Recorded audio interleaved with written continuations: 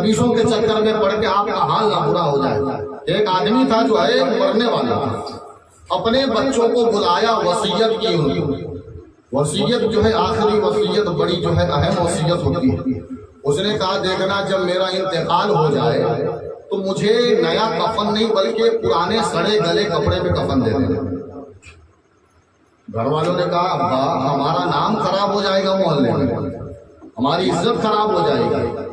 جانتے نہیں ہو محلے والے تانا ماریں گے کہ باپ اتنی زمین چھوڑ کے گیا، اتنا جائیداد چھوڑ کے گیا، اتنی پراپرٹی چھوڑ کے گیا، اتنا پیسہ چھوڑ کے گیا، اتنی دولت چھوڑ کے گیا، اور اولاد کتنی کنجوس ہے کہ باپ کو سونا گلا پھٹا کپڑا کفن میں دیا۔ تو باپ نے کہا لگتا ہے محلے والوں کے چکر میں مجھے تم لوگ پھنسا دو۔ کہا ابا کیا مطلب؟ ارے بیوقوف، مجھے جب پرانا کپڑا دو گے، پرانے کپڑے میں سڑے گلے کپڑے میں کفن دو گے، اور جب مجھے قبرستان دفنا کے آ جاؤ گے، جب منکر نکیر میری قبر میں آئیں گے مجھ سے سوال کرنے کے لیے، تو دیکھیں گے کہ پھٹا پرانا کفن پہنے ہوئے، دیکھ بولیں گے یہ لگتا ہے یہ کوئی جو ہے پہلے کا بہت پہلے کا مرا ہوا ہے، لگتا ہے اس کا سوال و جواب ہو چکا ہے۔ اس چکر میں یعنی جو ہے لوگ وہاں بھی جو ہے دھوکہ دھڑی کرنے کی کوشش کر رہے ہیں۔ انسان کو تو دھوکہ دیتے دیتے فرشتوں کو دھوکہ دینے کے چکر میں ہے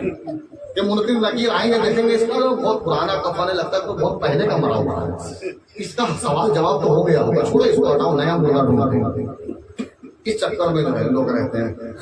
تو وہ حال آپ کا نہ ہو جائے ان حدیثوں کے ساتھ مل جل کر کے، اس کے ساتھ رہ کر کے ان کی صحبت میں آپ کا یہ حال نہ ہو جائے، اس لیے ان سے آپ بچے رہیں، ان سے اپنے آپ کو بچانے کی کوشش کریں۔ نبی کریم علیہ السلام کی آمد پر ہم جھنڈا لگاتے ہیں الحمدللہ، اور ہمارے گھروں پہ جھنڈا ہوتا ہے، ہمارے مدرسوں پہ جھنڈا ہوتا ہے، ہماری مسجدوں پہ جھنڈا ہوتا ہے، ہمارے محلوں میں جھنڈا ہوتا ہے، ہماری خانقاہوں پہ جھنڈا ہوتا ہے، ہمارے ہاتھوں میں جھنڈا ہوتا ہے، اور وہابی کے لیے ہمارے ہاتھ میں ڈنڈا ہوتا ہے۔ یہ شرک چلانے والے نبی پاک علیہ السلام کا یہ جھنڈا جو دنیا میں ہم اٹھا کر کے گھوم رہے ہیں اور جشن آمد رسول کے نعرے لگا رہے ہیں، سرکار کی آمد مرحبا کے نعرے لگا رہے ہیں، الصلاۃ والسلام علیک یا رسول اللہ کے ترانے گنگنا رہے ہیں، نبی کی آمد جھنڈے اٹھا رہے ہیں۔ اور رسول پاک علیہ السلام کی آمد پر یہ جھنڈا اٹھانا کتنے فائدے مند ہے، وہ یہ ہے علماء بیان فرماتے ہیں کہ آج تم دنیا میں نبی کا جھنڈا اٹھا رہے ہو، کل قیامت میں بھی نبی کا جھنڈا اٹھایا جائے گا، کل قیامت میں میرے نبی کا جھنڈا اٹھایا جائے گا، جھنڈا میرے سرکار کے ہاتھوں میں ہوگا، جس جھنڈے کو لوائے حمد کہا جاتا ہے، جس جھنڈے کو شفاعت کا جھنڈا کہا جاتا ہے، رسول پاک علیہ السلام کا جھنڈا آپ کے ہاتھوں میں ہوگا۔ اور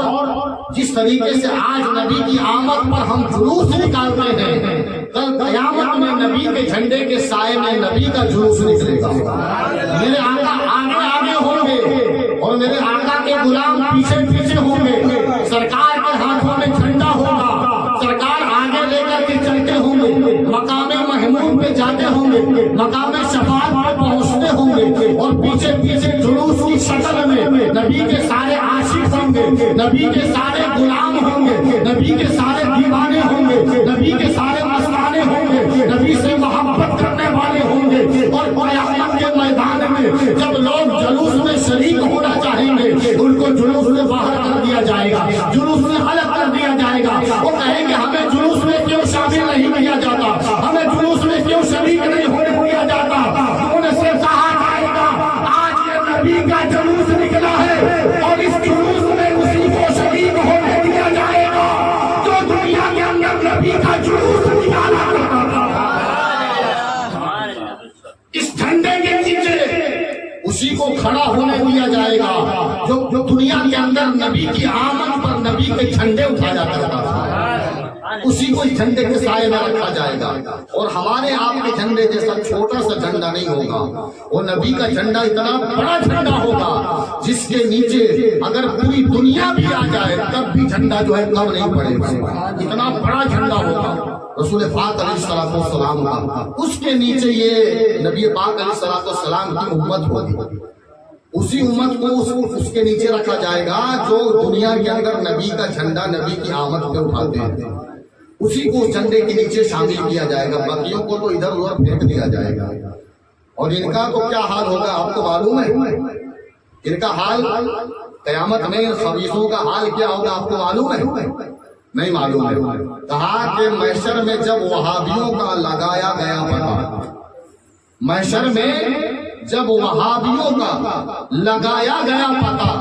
بولے فرشتے ان کا تو چالان ہو گیا. بولے فرشتے ان کا تو چالان ہو گیا. یہی حال ان کا قیامت میں ہونا ہے. اسی لیے اعلیٰ حضرت نے وہابیوں کو پہلے ہی سمجھا دیا کہ آج لے ان کی پناہ، آج مدد مانگ ہم سے، پھر نہ مانیں گے قیامت میں اگر مان گیا، پھر نہ مانیں گے قیامت میں اگر مان گیا. نبی کو منانا ہے تو یہی منا لے. تو سوچے گا کہ قیامت میں نبی کی عظمت دیکھ کر کے نبی کو منا لو تو پھر وہاں نہیں ماننے والے. منانا ہے تو یہی منا لے، پھر قیامت میں نہ مانیں گے اگر تو مان گیا. تو نبی پاک علیہ الصلوۃ والسلام قیامت میں شفاعت کریں گے. میرے آقا شفیع محشر ہے، میرے نبی شفیع الامم ہے، شفیع المذنبین ہے. لیکن نبی اسی کی شفاعت کریں گے جو نبی پاک علیہ الصلوۃ والسلام کو شفیع محشر مانتا ہے، جو نبی کی شفاعت کا اقرار کرتا ہے، رسول پاک علیہ الصلوۃ والسلام کی شفاعت کو تسلیم کرتا ہے. یہ خبیث وہابڑے جو ہے اپنی کتاب میں لکھتے ہیں کہ جب نبی قیامت میں اپنی بیٹی فاطمہ کی شفاعت نہیں کر سکتے تو امت کی شفاعت کیا کریں گے؟ سیدہ فاطمہ پہ اتنا بڑا الزام، جن کو اللہ نے خاتون جنت بنایا، جنتی عورتوں کا سردار بنایا سیدہ فاطمہ کو، ان کے بارے میں یہ کہا جا رہا ہے کہ نبی تو قیامت میں اپنی بیٹی فاطمہ کی بھی شفاعت نہیں کرا پائیں گے معاذ اللہ، تو امت کی کیا شفاعت کریں گے؟ اچھا بات آگے بات بتا کر کے اپنی بات ختم کرنا.